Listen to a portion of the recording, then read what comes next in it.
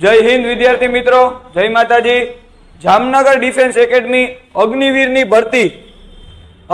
भर्ती माटे most important question तमारी भर्ती ने तो तमारी एग्जाम ने 17 दिवसनी वार छे। आ माटे जामनगर डिफेन्स एकेडमी द्वारा बराबर आयोजन करवामां आव्युं छे। Most important last year exam ना एवा क्वेश्चन जे तमारी इम्पोर्टंट तमारी एग्जाम माटे खास इम्पोर्टंट छे અને આ આયોજન ફક્ત અગ્નિવીર માટે જે છોકરાઓ તૈયારી કરી રહ્યા છે એના માટે છે। Jamnagar defence academy impossible is nothing આર્મીના જેડી એઆરઓ ભરતી પરીક્ષા 2021। તો આપણે આજનો સેશન ચાલુ કરી, ટાઈમ ન બગાડી તમારો અને ચાલુ કરી। प्राचीनतम वेद कौन सा है?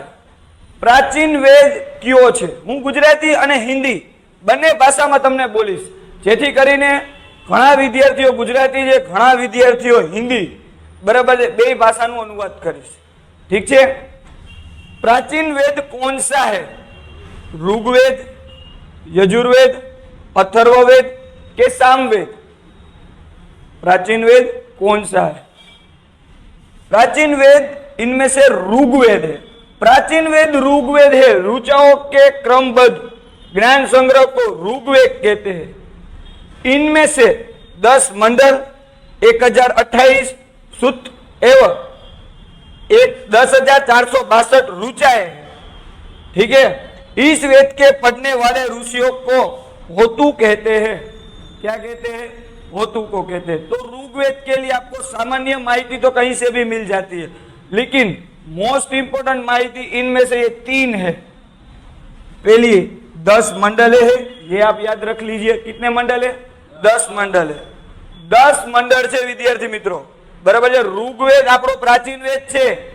बधी एग्जाम में एक बार आ वेदनु नाम आवेलुं होय छे, तमे जोयेलुं होय छे। ऋग्वेद प्राचीन वेद है। तो 10 मंडल है, 1028 सुताएं એટલે કે શ્લોક છે અને 10,462 ઋચાएं છે।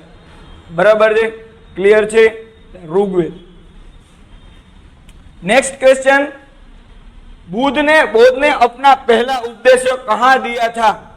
बुद्ध ने अपना पहला उद्देश्य कहाँ दिया था? कुशीनगर, सारनाथ, अयोध्या के वाराणसी? 4 ऑप्शन है विद्यार्थी मित्रों तमारी सामे। तो एमां आवशे महात्मा बुद्ध को जन्म 623 में ईस्वीसन पूर्व पे हुआ था। तमारा एग्जाम में प्रश्न में बहु कन्फ्यूजन पॉइंट क्रिएट करे। ईस्वीसन पूर्व ने बहु ध्यान में लेजो। केने? ईस्वीसन पूर्व ने बहुज ध्यान में लेवानी छे विद्यार्थी मित्रों। ईस्वीसन पूर्व ने बहुज ध्यान में लेवानी छे। हुआ था, कहाँ हुआ था? लुम्बिनी, नेपाल में हुआ था। ये भी याद रखना, लुम्बिनी और नेपाल दोनों को आपको याद रखना है। अपना प्रथम उपदेश सारनाथ में दिया था। एनु पहलू उद्देश्य सारनाथ में दीधुं हतुं विद्यार्थी मित्रों। बराबर है? એટલે યાદ રાખજો। એટલે આપણો જવાબ તમને મળી ગયો। ક્લિયર છે? આગળ વધીએ। શું આવશે જવાબ આમાં? सारनाथ। 1828 में ब्रह्म समाज की स्थापना निम्नलिखित में से किसके द्वारा की गई थी? करंट क्वेश्चन है। अभी जूनियर क्लर्क की जो एग्जाम गई इसमें भी ये क्वेश्चन आया था। करंट एग्जाम जूनियर क्लर्क 2 दिवस पहला ज एग्जाम लेवानी जूनियर क्लर्क नी, एमां पण आ क्वेश्चन हतो, पण विधान वाक्य में हतो। विधान वाक्य में दिया गया था इसका आंसर। चलो आगे बढ़ते हैं। क्या आएगा? राजा राम मोहन राय, स्वामी दयानंद सरस्वती, केशव चंद्र सेन के स्वामी विवेकानंद? ब्रह्म समाज की स्थापना 20 अगस्त 1828 में हुई थी। क्यारे थी थी ब्रह्म समाज की स्थापना? 20 अगस्त 1828 में राजा राम मोहन राय द्वारा की गई थी। कन्फ्यूजन पॉइंट ये हतो कि एमां स्वामी विवेकानंद आपेलुं हतुं અને એ 4 વાક્યોમાંથી એક વાક્ય ખોટું હતું। બરાબર છે? એમાં રાજા રામમોહન રાય આવતું હતું। તો તમારી એક્ઝામમાં પણ આ મોસ્ટ ઇમ્પોર્ટન્ટ છે। राजा राममोहन राय के उपदेश का सार सर्वधर्म संभावना था। ब्रह्म समाज की स्थापना का मुख्य उद्देश्य हिंदू समाज से व्याप्त बुराइयों जैसे कि सती प्रथा, बहुपति विवाह, अस्पृश्यता, वेश्यागमन, जाति प्रथा आदि का समाप्त करना था। सती प्रथा का अंत, सती प्रथा का अंत राजा राम मोहन राय ने किया था। क्लियर है? અને હિન્દુત્વનું એકતા કરવી, હિંસા ન કરવી, એ પણ રાજા રામ મોહન રાયનો ઉપદેશ્ય હતો। ક્લિયર છો વિદ્યાર્થી મિત્રો? આગળ વધીએ તો આમાં આન્સર શું આવશે? રાજા રામ मोहन राय। बुलंद दरवाजा खाली जगह द्वारा बनाया गया था। ऑलमोस्ट एग्जाम में हुमायूं, बाबर, अकबर और औरंगजेब का जिक्र होता है। आप सभी की एग्जाम में ये शासनकाल बहुत ही इंपॉर्टेंट है। तो विद्यार्थी मित्रों, मेरी आपसे ये रिक्वेस्ट है कि एक भी इनमें से एक भी राजा के बारे में आप नहीं जानते हो तो उसके बारे में पढ़ लेना, उसके बारे में पढ़ लेना। 1 मार्क का क्वेश्चन इनमें से किसी भी एक राजा में से निकलेगा। एक की शासनकाल में एक क्वेश्चन जरूर जरूर और जरूर निकलेगा। ठीक है, चलो। बुलंद दरवाजा आप सभी को शायद पता ही होगा, फिर भी बुलंद दरवाजा फतेहपुर सीकरी में स्थित है। इसका निर्माण 1572 में हुआ था। किसने करवाया था? राजा अकबर ने, राजा अकबर ने। गुजरात के विजय के उपलक्ष्य में कराया गया था। જ્યારે ये गुजरात ऊपर चढ़ाई કરીને गुजरात ने विजय થઈ ગયા था, गुजरात ऊपर પોતાનું સામ્રાજ્ય સ્થાપિત કર્યું, બરાબર છે, ત્યારે એને ફતેહપુર सीकरीનો बुलंद दरवाજો કહેવાય તે નાખ્યો હતો, તે બનાવ્યો હતો। ઠીક છે, तो શું આવશે આન્સર? अकबर। कुतुब मीनार खाली जगह में स्थित है। कुतुब मीनार खाली जगह में स्थित है। दिल्ली, गाजियाबाद, नोएडा या गुरुग्राम? दिल्ली। कुतुब मीनार दिल्ली में स्थित है। इसकी नींव कुतुबुद्दीन ऐबक ने रखी थी, लेकिन निर्माण कार्य इल्तुतमिश ने पूर्ण किया था। निर्माण कार्य किसने पूरा किया था? इल्तुतमिश ने। क्यों? क्योंकि अनिर्धारित कुतुबुद्दीन ऐबक की निधन हो गया, इसलिए ये कार्य किसने पूर्ण किया? तो इल्तुतमिश ने। इसलिए आपको याद रखना चाहिए कि दिल्ली में कुतुब मीनार बराबर किसने बनवाया? तो बनवाया था किसने? तो कुतुबुद्दीन ऐबक ने, लेकिन पूर्व क्या किया था? इल्तुतमिश। ठीक है, चलो आगे बढ़ते हैं। कर्क रेखा निम्नलिखित में से किन राज्यों से गुजरती है? भाई बहुत ही कॉमन क्वेश्चन है, लेकिन हर एक एग्जाम में आता है। बहुत ही कॉमन क्वेश्चन है, लेकिन हर एक एग्जाम में इसके लिए आता है। आपको विधान वाक्य में इस रूप से इस परीक्षा में नए आयोजन के तहत ऐसे विधान वाक्य ही आएंगे, ऐसा हमारा मानना है। ठीक है, पेपर एनालिसिस के बारे में आप अगर जानते हो तो ऐसे विधान वाक्य आएंगे। अगर आपने पास्ट पेपर किए तो सिंगल लाइन में आपको क्वेश्चन मिलेगा, लेकिन अगर अब आप देखने जाएंगे तो आप देखते जाइए कि विधान वाक्य कैसे टफ होते हैं और उसको सोल्व कैसे किया जाता है। कोई बात नहीं, आप सब में से इसको एक को सबको पता ही होता है कि गुजरात में से है, पता है ना सबको? गुजरात में से, गुजरात मांथी एक तो छे, बधाने ख्याल हशे कि गुजरात मांथी कर्कवृत पसार थाय छे, बराबर। झारखंड तमने कदाच ख्याल नहीं होय, पण मिजोरम तमने ख्याल हशे, बराबर छे। मिजोरम तमने ख्याल हशे। तो कोई पण बे वस्तु है ने એટલે જોવાનું, તો આ ઓપ્શન નીકળી જાય ઘડીકમાં। આવી રીતના તમારે વિધાન વાક્યને તોડવાના છે, બરાબર છે। હાલો આપણે સમજૂતીમાં જોઈએ આગળ। कर्क रेखा भारत के 8 राज्य से गुजरती है। ये राज्य है गुजरात, राजस्थान, मध्य प्रदेश, छत्तीसगढ़, बंगाल, झारखंड, त्रिपुरा और मिजोरम। कोई पण वस्तुनी ट्रीक होय, बराबर है, तो ट्रीक तमारे याद राखवानी छे। मोमी पण गुजरात, ठीक छे, मोमी पण गुजरात। एक एक वाक्य, एक एक पेलो सेंटेंस उपाड़ी लेवानो। फर्स्ट लेटर आपको इसमें से उठा लेना है। देखिए, गुजरात का गु आ जाएगा, गुजरात का गु आ जाएगा, झारखंड का जा आ जाएगा, आसाम इनमें नहीं आएगा, असम इनमें नहीं आएगा। ठीक है, मिजोरम जरूर आएगा। तो कहिए कौन सा एमसीक्यू आएगा इसमें से? 1, 2 और 4। ठीक है, ऐसे विधान वाक्य में से अगर आपको कोई भी पहले सेंटेंस आता हो, अगर तमने कोई पण एक वाक्य आवड़े छे, एनो जवाब आवड़े, लाइक गुजरात छे, લાઈક મિઝોરમ છે તો એ પેલા બે ઓપ્શન જોઈ લેવાના કેમાં આવે છે 1 ને 4 આમાંય આવશે 1 ને 4 આમાંય આવશે 1 ને 4 આમાંય આવશે આ તો નીકળી ગયું તમને અસમમાં કન્ફ્યુઝન છે તો જોવાનું અસમ કેમાં કેમાં આવે છે આ બેમાં અસમ આવે છે આન્સર તમને એમને મળી જાય વિધાન વાક્યમાં આન્સર 2 क्लियर છે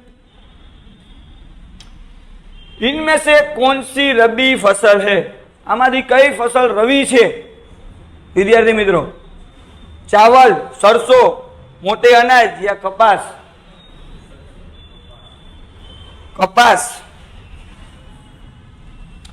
सरसों रबी फसल है रबी फसल में गेहूं जो सरसों चना खरीफ फसल है चावल मक्का जवार आदि जायद फसल खरबूज तरबूज और आदि ठीक है समझ में आ गया सरसों ठीक है क्लियर सरसों आएगा आंसर इज सरसों नेक्स्ट क्वेश्चन भारत में कितनी फसलें ऋतुएं पाई जाती है